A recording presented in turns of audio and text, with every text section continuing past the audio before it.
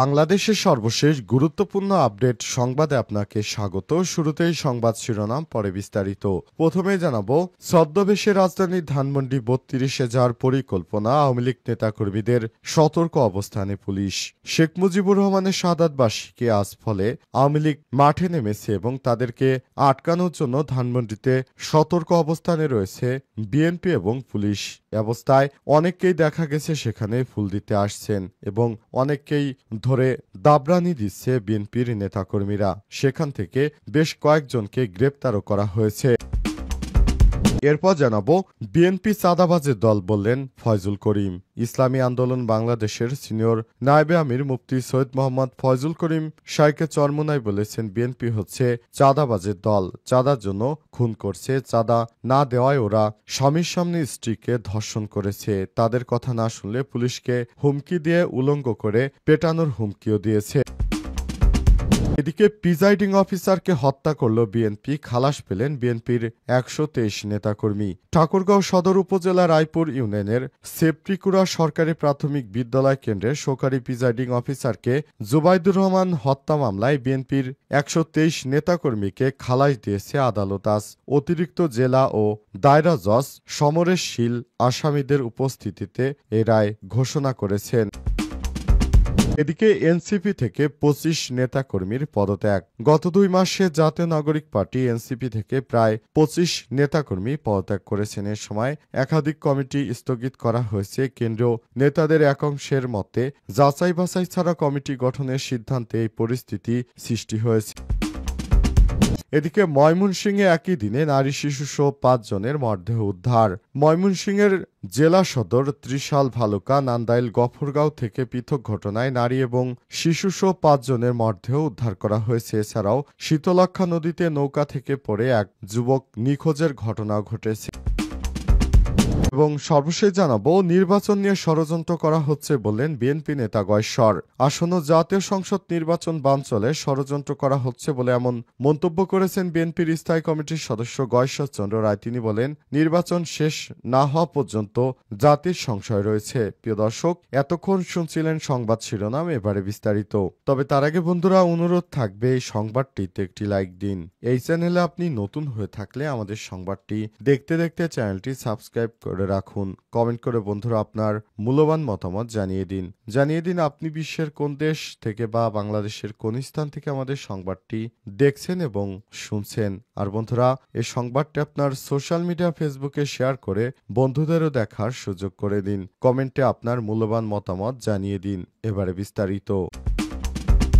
ছদ্মবেশে ধানমন্ডি ৩২-এ যাওয়ার পরিকল্পনা, আওয়ামী লীগ নেতাকর্মীদের সতর্ক অবস্থানে পুলিশ।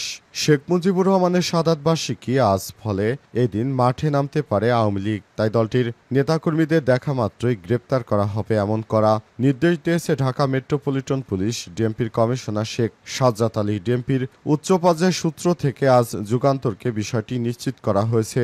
সূত্র থেকে জানা গেছে, জনতার ছদ্মবেশে ধানমন্ডি ৩২ নম্বরে যার পরিকল্পনা করছে আওয়ামী লীগের নেতাকর্মীরা। তাদের পরিকল্পনার কথা আগেই জানতে পেরেছে গোয়েন্দা পুলিশ। সে অনুযায়ী নিরাপত্তা পরিকল্পনা গ্রহণ করা হয়েছে। তাই তারা রাজধানীর ধানমন্ডি ৩২ নম্বরে যাওয়ার সুযোগ পাবে না। আজ সন্ধ্যা ৬টা থেকে সেখানে অতিরিক্ত ফোর্স মোতায়েন রয়েছে।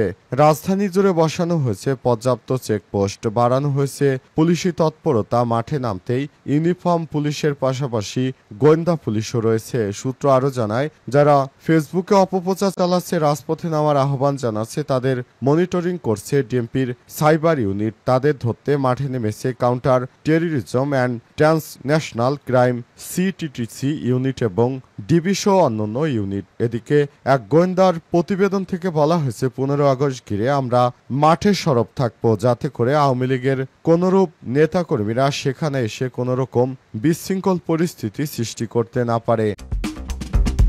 বিএনপির চাঁদাবাজের দল বললেন ফয়জুল করিম। ইসলামী আন্দোলন বাংলাদেশের সিনিয়র নায়েবে আমির মুফতি সৈয়দ মোহাম্মদ ফয়জুল করিম বলেছেন, বিএনপি চাঁদাবাজের দল। চাঁদার জন্য খুন করছে, চাঁদা না দেওয়ায় ওরা স্বামীর সামনে স্ত্রীকে ধর্ষণ করছে, তাদের কথা না শুনলে পুলিশকে হুমকি দেওয়া হচ্ছে। ক্ষমতায় যাওয়ার আগেই বিএনপির যদি এ অবস্থা হয়, ক্ষমতায় গেলে কি হবে? আজ ইসলামী আন্দোলন বাংলাদেশের নেত্রকোনা জেলা শাখার আয়োজনে শহরের মোক্তারপাড়া মাঠে আয়োজিত এক গণসমাবেশে প্রধান অতিথির বক্তব্যে তিনি এসব কথা বলেছেন। সারা দেশে রাষ্ট্র সংস্কার আন্দোলন, বিচার, সারা দেশে খুন, লুণ্ঠন, চাঁদাবাজি বন্ধ, পিআর পদ্ধতিতে সুষ্ঠু এবং নিরপেক্ষ নির্বাচন, দেশ ও ইসলাম বিরোধী সকল ষড়যন্ত্র চক্রান্তের প্রতিবাদে এই গণসমাবেশ অনুষ্ঠিত হয়। তিনি আরো বলেছেন, আজ ছাত্রদলের নেতাকর্মীকে হত্যা করছে, ওরা টর্চার সেল গঠন করেছে, সেখানে নির্যাতন করা হচ্ছে। ছাত্রদল যুবদলের নেতাকে হত্যা করছে, পাথর দিয়ে মানুষ মারছে, বিএনপি লোকজন বিএনপিকে হত্যা করছে। এক বিএনপি নেতা থানার ওসিকে হুমকি দিয়ে বলছে, তাদের কথা শুনে কাজ করতে হবে, আমরা এই বাংলাদেশ দেখতে চাই না। বিএনপির লোকজন চাঁদা না পেলে লোকজনকে হত্যা করছে। ভোলায় বিএনপি নেতা চাঁদা না পেয়ে স্বামীর সামনে স্ত্রীকে ধর্ষণ করছে। বিএনপিও টর্চার সেল গঠন করছে। ক্ষমতায় না যেতেই তাদের এই অবস্থা, ক্ষমতায় গেলে ওরা কি করবে বুঝে নেয়। এনসিপি থেকে 25 নেতাকর্মীর পদত্যাগ। গত 2 মাসে জাতীয় নাগরিক পার্টি এনসিপি থেকে প্রায় 25 নেতাকর্মী পদত্যাগ করেছেন। এ সময় একাধিক কমিটি স্থগিত করা হয়েছে। কেন্দ্রীয় নেতাদের এক অংশের মধ্যে যাচাই বাছাই ছাড়া কমিটি গঠনের সিদ্ধান্তে পরিস্থিতির সৃষ্টি হয়েছে।